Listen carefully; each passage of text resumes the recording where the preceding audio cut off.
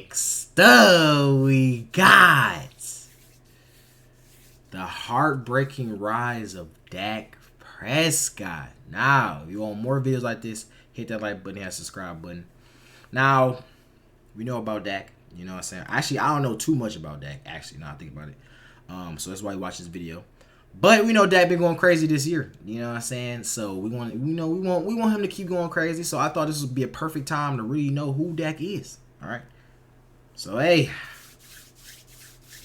let's just hop into it. He was projected to be, at best, an NFL backup during the pre-draft process. 7 quarterbacks were selected ahead of him, but now it's looking like he was the best one in the whole draft. On and off the field, he's had to overcome tragic obstacles. But now, it's looking like it's all falling into place for him. We're about to uncover how Dak went from possibly a tight end to an NFL MVP candidate. Because this is what they aren't telling you about the rise of Dak Prescott. Dak Prescott faced adversity as soon as he entered the world. Born with severe asthma, Dak was sometimes in the hospital for weeks at a time growing up. When Prescott was home, his mom had to teach his older brother Tad how to administer his breathing treatments since he needed them multiple times a day and she had to go to work. Dak's football journey began at the rural Louisiana trailer park where he lived growing up. The kids at the trailer park had made a mini football field in the grass. Dak's 2 older brothers would take him there and have him play football with their friends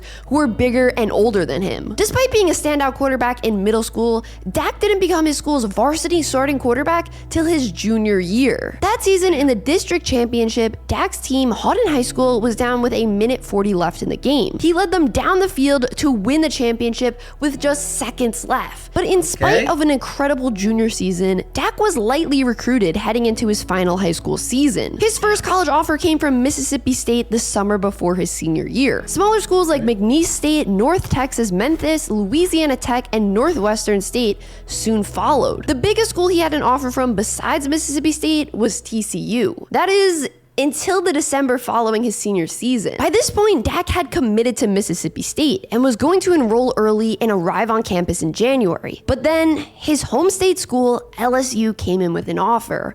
However, there was a catch. They didn't want him as a quarterback. They wanted him to come in and play tight end. In response to this, this is one thing I would say. It's crazy, like, cause I said it a lot of times, bro. These people who play these positions in NFL, they didn't always start out playing that position. You know what I'm saying? Now, it's kind of backwards, though. Dak Prescott was already playing quarterback, but then they didn't want him to go to tight end? What the fuck? Okay. Now, we got to see how he went back to quarterback. So, but yeah, these players do not be playing their specific position their whole life. It's kind of crazy if you think like that. You know what I'm saying? Because, you would think like, oh, this player is so sweet at this position. How could you ever picture him in any other position? You know what I'm saying? But no. Like somebody like me, bro, I'm an athlete. You know what I'm saying? Especially playing multiple sports, bro. You know what I'm saying? It don't matter what position it is. If you're an athlete, you can do anything. You know what I'm saying? You're well-rounded.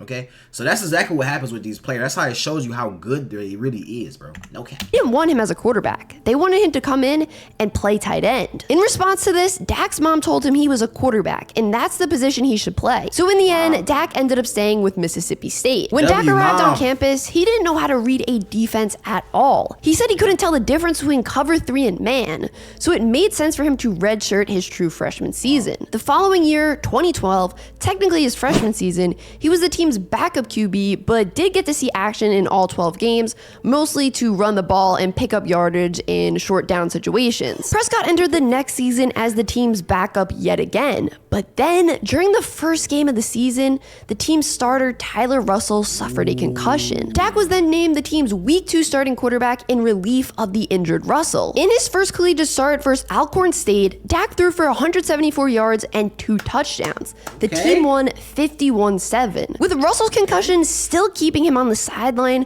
Dak was slated to make his second start. But this time, he wasn't going up against a school like Alcorn State. He was going up against an SEC powerhouse, Auburn, at their stadium. Dak had the Bulldogs up 20-17 with seconds left in the game. But then in heartbreaking fashion, Auburn scored a touchdown with 10 seconds left to win the game. Dak finished that one by throwing for 213 yards, running for 133, and scoring 2 rushing touchdowns. When Tyler Russell did return from his injury eventually, Dak didn't go back to the bench. Both quarterbacks shared reps as the team's starting QB. But that's why you always, no matter if you a backup or not, bro, you always be ready. At any moment, you can your number can be called, and they relying on you. Are you ready to step up to the plate? Don't be up here mad and sad and pouting. I'm not starting. Don't matter, bro. It do not matter. Because just like we see with Brock Purdy, bro, was like literally the last hope. The last hope. He damn near didn't even need to be on the team no more. They honestly, it's so rare for somebody that deep in the roster to come in. You know what I'm saying? You damn near not even on the team, bro. You know what I'm saying? So the fact that crazy events, turn of events, now he's a starting. And then what? You go crazy. You know what I'm saying? So always Dak's college career, quarterbacks shared reps as the team's starting QB. But just as Dak's college career was starting to take off, he received the worst news imaginable. Dak's mom, Peggy, had finally broke the news to him that she had been diagnosed with stage 4 colon cancer. She was actually diagnosed a while back, but didn't want to tell Dak because she didn't want her son to worry about her. Despite the cancer spreading, Peggy would still come to watch her son be an SEC starting quarterback in person. As her outlook was starting to look bleak, she told Dak words that have propelled him through his life. "Allow me to be your story." After playing his worst game of the season in a loss versus South Carolina, Dak was called into his coach's office late at night. Before his coach handed him the phone in his office, Dak already knew what was coming. He knew his mother had lost her battle with cancer. After Peggy's funeral, Dak hopped right back on the plane with his coaches to go to practice. His coaches were like, "Dak, are you sure you're ready to leave?" And Dak said, "My mom would be so mad if I missed the game this weekend." Unfortunately, in the game that weekend, Dak injured his shoulder versus number 11 Texas A&M and was sidelined for a few weeks after. Then came the last game of the season, the Egg Bowl. He's still strong for even, you know what I'm saying, playing the game out, bro, because that's so deep. And was sidelined for a few weeks after. Then came the last game of the season, the Egg Bowl versus Ole Miss. After being down in the fourth quarter with an offense struggling to move the ball, head coach Dan Mullen turned to Prescott and asked if he felt good enough to play. After Dak led the offense down the field twice, Mississippi State's kicker missed a 39-yard game-winning field goal with 1 second left in the game. So to overtime they went. Soon after, the Bulldogs found themselves staring at a 4th and 2. Mullen decided to go for it instead of trying a chip shot field goal. Dak took the QB draw up the middle and into the end zone to score what would soon be the game-winning touchdown. It was his first time in the end zone since his mother had passed. He pointed to the sky to honor her. The Prescott brothers said it felt like their mom was there in that moment. The next season was Dak's first as the Bulldogs' full-time starting quarterback. The team started that 2014 season unranked, but after Dak led Mississippi State to 3 consecutive wins versus number 8 ranked LSU, number 6 ranked Texas A&M, and number 2 ranked Auburn, Mississippi State was ranked as the number 1 team in the nation for the first time ever. They held on to that number 1 ranking for 5 straight weeks. By the end of Dak's junior season, he completed 61% of his passes for 3,400 yards, 27 touchdowns, and 11 interceptions. On the ground, he rushed for 986 yards and 14 touchdowns. 1,000 yards rushing? Dak Prescott. Now let me know who should check some Dak Prescott college highlights. You know what I'm saying? Let me know who should check them out. Because right now, bro, hey, bro, I want to see this. On the ground, he rushed for 986 yards and 14 touchdowns. Dak also finished 8th in Heisman voting that year and broke multiple school records, like the record for total touchdowns in a single season, total passing yards in a single season, passing touchdowns in a single season, and more. Prescott returned to school for his senior season. Despite the team not being ranked as high, Prescott himself played even better football than he did the year prior. During Dak's senior season, he completed 66% of his passes for 3,700 yards, 29 touchdowns, and just 5 interceptions. He also rushed for 588 yards and 10 touchdowns. Dak rose up many teams' draft boards during the pre-draft process after winning the MVP award at the Reese Senior Bowl and having a great showing at the Combine. Despite this, Dak was still projected to be a backup quarterback once he got into the league. Media publications had him ranked anywhere from the 5th to 10th best QB in the class. NFL teams loved his leadership and personality, but thought his on-the-field play was inconsistent in college. He was coming from a spread offense in school, so there were also questions about how well he could play in a pro-style one. Draft day arrived, and the Cowboys selected Dak Prescott in the 4th round with the 135th overall pick. This was a dream come true for Dak, the kid that grew up telling everyone, I'm going to play quarterback for the Dallas Cowboys when I grow up. 7 quarterbacks were selected ahead of Dak, though. Jared Goff, Carson Wentz, Paxton Lynch, who the Cowboys actually initially tried to draft in the 1st round, Christian Hackenberg, Jacoby Brissett, Cody Kessler, and Connor Cook. Once Dak arrived in Dallas for minicamp, he decided to make a change. His college number 15 was already taken by a veteran player, so he decided to go with the number 4 to honor his mom, who was born on September 4th. Prescott entered training camp as the 3rd string QB on the Cowboys depth chart, but once backup Kellen Moore broke his leg, Dak and Jameel Showers battled for the 2nd spot on the depth chart. Interestingly enough, early in camp, it was reported that Showers actually looked better than Prescott. But when the team's first preseason game arrived, Prescott got to make the start. Immediately, Prescott showed it was the right decision. In the one half of the game he played, he completed 10 of his 12 passes for 139 yards and 2 touchdowns. But everything changed for Prescott just 2 weeks later. In the Cowboys' 3rd preseason game, starter Tony Romo fractured his back and was going to be out for at least half the season. Just like that, in a matter of weeks, Dak Prescott went from the 3rd string QB to the... I literally just called it. We was just talking about it with Brock Purdy. This is what I'm saying, bro. Literally, like I said, be grateful, bro. The fact that you're even in a position, the highest level of professional football, and you're battling... Remember, Tony Romo was a GOAT, bro. Tony Romo, I know... normal quarterback, you know what I'm saying? So you're battling one of the greatest quarterbacks or a starting position over a great quarterback. You're a rookie just coming into the league. You know what I'm saying? Be grateful, bro. You know what I'm saying? And then on top of that, bro, you know how rare, it's not super rare for quarterbacks to get hurt, but it is kind of rare, bro. Like, especially like 3rd string, like, bro, you in the back, bro. 3rd string, bro. Like, damn, you might as well not be on the team no more, bro. Honestly, 3rd string in the NFL? Come on, bro. You know what I'm saying? 2nd string is like, okay, like you're going to be in the game more. You know what I'm saying? Especially if somebody get tired and stuff like that. Hurry up, put you in the game, couple snaps, a couple drives. And all you got to do is, you know what I'm saying, still do your thing. Don't fuck up too much when you get in the game. You know what I'm saying? Hopefully you cannot fuck up too much. There's no way. There's no way. And yeah, bro, so... Dang, that's Cowboys crazy. in a matter of weeks, Dak Prescott went from the 3rd string QB to the Cowboys starting quarterback for the season opener. The Cowboys' first game of the season was versus the Giants. Dak completed just 55% of his passes, and the Cowboys lost by 1 point. But after Dak's first NFL start, things changed. The Cowboys went on to win a whopping 11 straight games. In that 11-game stretch, Dak completed 69% of his passes for 2,700 yards, 24 total touchdowns, and just 2 interceptions. Dak was on an absolute tear. His true breakout game during that stretch came in a Week 10 matchup at the Pittsburgh Steelers. The Steelers took a 1-point lead. Oh my God, oh my God. This play right here is my favorite Ezekiel Elliott play, bro. I remember I used to watch this play so many times, bro, because I played running back, and I used to watch film on, you know, good players. And Ezekiel Elliott was one. It was Ezekiel Elliott and Le'Veon Bell.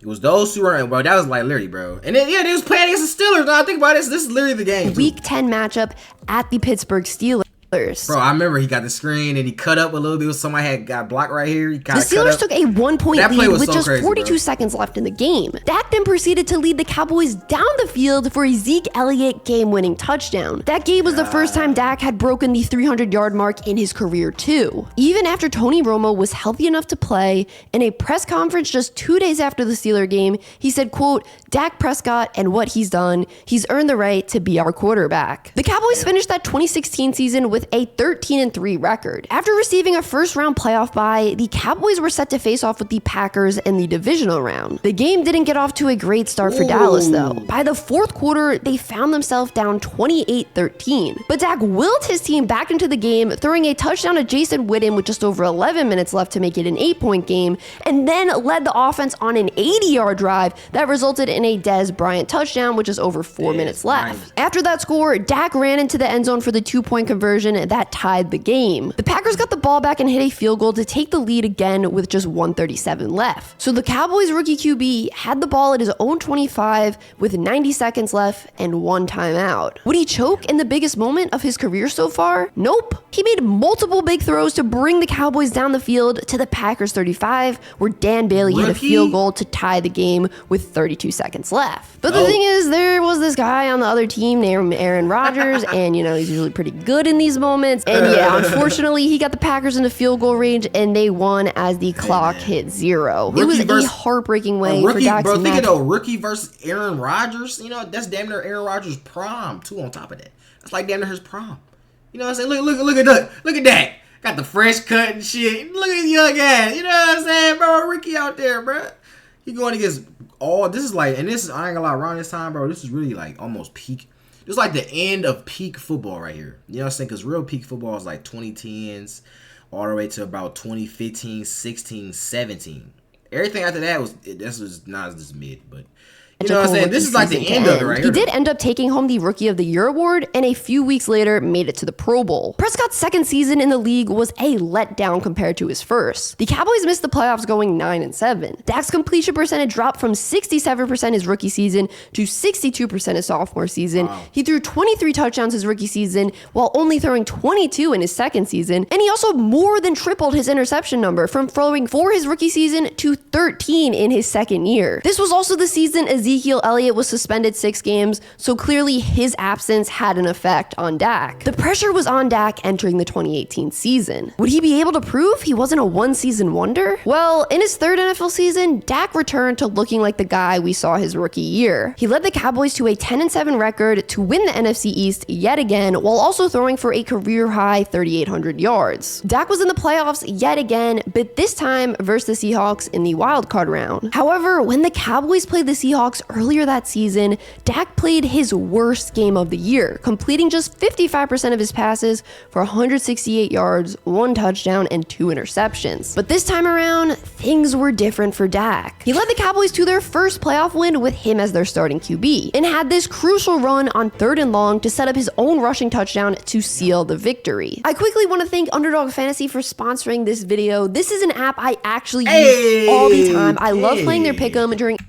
Just throw that bitch in there. It's 12 minutes to the video. It used to be like 2 minutes. You got sports. They'll match your first deposit up to $100. In the divisional round, the Cowboys were set to face off with the Rams. After LA ran all over the Cowboys defense, Dallas found themselves down 23-7 in the third. The Rams offense was just too much for the Cowboys, and they lost 30-22. The following year, 2019, was a bizarre one for Dak and the Cowboys. After finally getting their first playoff win with their new franchise quarterback, there were expectations that Dallas could actually make a deep playoff run this time around. Prescott opened the season by completing 78% of his passes for 405 yards, 4 touchdowns, and a perfect passer rating in a win versus the Giants. Following week 3 of the season, Dallas was still undefeated. But once week 4 kicked off, things went downhill for the Cowboys. They lost 3 in a row and were then looking at a 500 record. The team got back to 6-4 by week 11 and were yet again sitting atop the NFC East. They controlled their own destiny.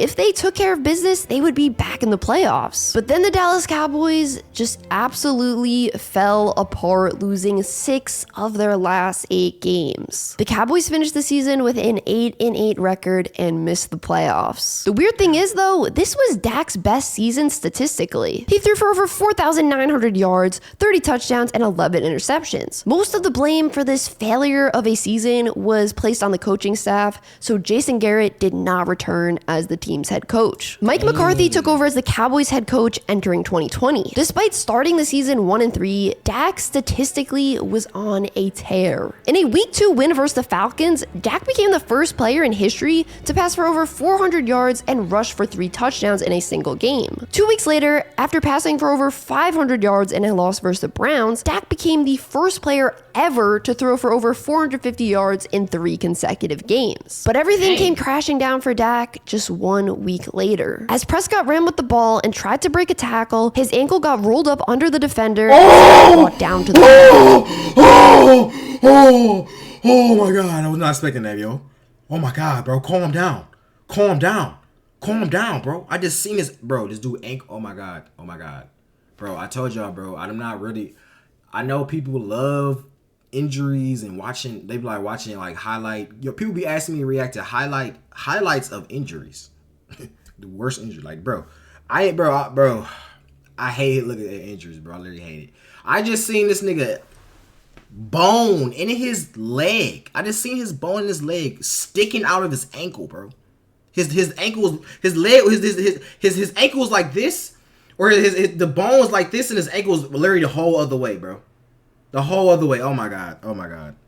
I cannot believe shit. Throw it in there. Dak's ankle was dislocated, and he had a compound fracture, which is way more serious than just a normal break or fracture. And that's what I'm saying. It had to be something, bro. Because that shit, bro, his shit was like backwards, bro. His shit was backwards, bro. I'm not replaying it either. I'm not replaying it. I can't look at it again. Y'all gotta go back in the video, bro. Because I can't, bro. What? He had a compound fracture, which is way more serious than just a normal break or fracture. Damn. His season was over, and he knew it right then and there on the field. Just a few hours later, Dak underwent surgery to minimize the risk of infection due to the way he broke his bone. Dak was now looking at an extremely long recovery and rehab with no promises he would return to his old mobile self on the field. This would be a dark time for any person, but for Dak, it was even tougher. Just a few months earlier, Dak's older brother Jace took his own life. Dak was still grieving when this possibly career-altering injury occurred. But Dak is as mentally tough as people come, and he posted a video just a few days after surgery saying he was in great spirits. Excited for God's purpose and God's plan. I know it's bigger than anything that I see or that could have imagined, but I'm trusting him. My faith is doubled down more than ever. Dak attacked his rehab and was healthy for the start of the 2021 season. Still, many questioned how Dak would look on the field coming off such a serious injury. But in the first game of the season, Dak shocked everyone. He completed 42 of his 58 passes for 403 yards, 3 touchdowns, and 1 interception versus the defending Super Bowl champion Buccaneers. With just over 4 minutes left, Dak had the ball at his own 11 down 2. He led Dallas all the way down to the Bucs 30, where they hit a field goal to take the lead with just under 90 seconds left in the game. But then Tom Brady did Tom Brady things and marched the Bucs down the field with just seconds left to win the game. Despite the loss, it was clear Dak was back. The Cowboys finished the season 11-5, winning the NFC East yet again. In the first round of the playoffs, they faced off with the 49ers. After being down 23-7 in the fourth quarter, the Cowboys came back and were down just 6 in the final minute. After failing to get points on the previous drive, the Cowboys had one final chance to score with 32 seconds left. They had the ball at their own 20 with no timeouts left. It looked like it would take a miracle to get it done. After getting the ball down to the 49ers 40 with 14 seconds left, it looked like the Cowboys actually had a chance to make something happen. But the following play, remember, with no timeouts, the Cowboys decided to run a QB draw with Dak. He got taken down at the 25, but the Cowboys couldn't spike the ball in time. The clock hit zeros, and they lost the game. The call to have Dak run a draw play in that moment was heavily criticized, as it should have been. Heading into the 2022 season, the Cowboys had the 9th best odds to win the Super Bowl. Dak looked bad in the team's first game of the season, completing just 48% of his passes for 134 yards and 1 interception. To make matters even worse, late in the game, Dak's throwing hand hit a defender's helmet and fractured it. Prescott then had to undergo surgery to have a pin and plate placed in his thumb. This meant he was going to be stuck on the sideline for the next 6 to 8 weeks. As soon as Cooper Rush took over as the team's starting quarterback the following week, the Cowboys went on a 4-game win streak. Some conversations started to arise around if Rush should be the team's starting quarterback even once Prescott was healthy. Ultimately, that didn't happen, and Dak returned under center for a Week 7 matchup. But the noise about Cooper Rush didn't just disappear. Dak threw a career-high 15 interceptions that season, despite playing in... Oh my God, I thought you said 15 interceptions in one game. I was about to scream to the top of my lungs. 15 in the same game. So I bled. Okay. So the whole season. Okay.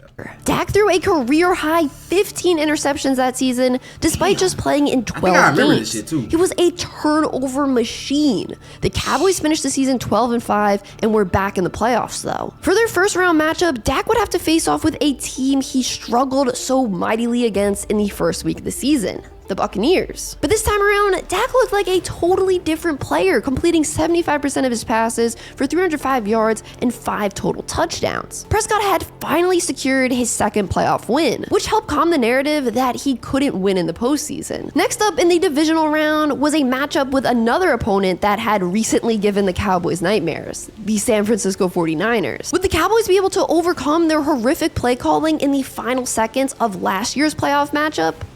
No, because this is what they ran as their final play of the game. So yeah, they lost versus the 49ers and yet again couldn't make it past the divisional round of the game. So yeah, they put this nigga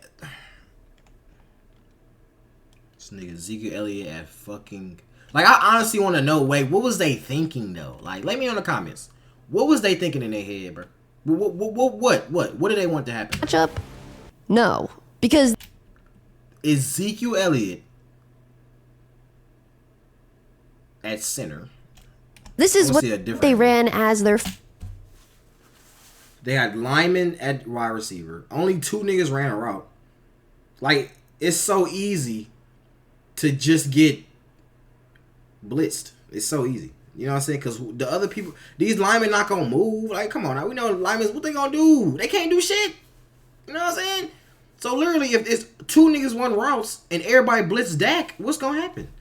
Like, bro, final play of the game. So yeah, they lost versus the 49ers and yet again couldn't make it past the divisional round of the playoffs. So fast forward to this season, the Cowboys have to take on their old friend, the 49ers, in week 5 of the regular season. The good news for the Cowboys is they didn't need to worry about drawing up a great play with just seconds left in the game. The bad news is they didn't have to do this because San Francisco just absolutely blew them out. Dak had a horrific game, throwing for just over 150 yards, 1 touchdown, and 3 interceptions. After this 42-10 loss, the Cowboys and Dak were the laughing stock of the league. But Dallas didn't let the outside noise get to them. Since that week 5 loss, the Cowboys have gone 7-1, and Dak has looked like an MVP candidate. In those 8 games, he has completed 69% of his passes for 2,400 yards, 25 total touchdowns, and just 2 interceptions. It's looking like this might be Dak's best season ever. And maybe, just maybe, I know this is said every year, the Cowboys might finally be able to get past the divisional round in the playoffs.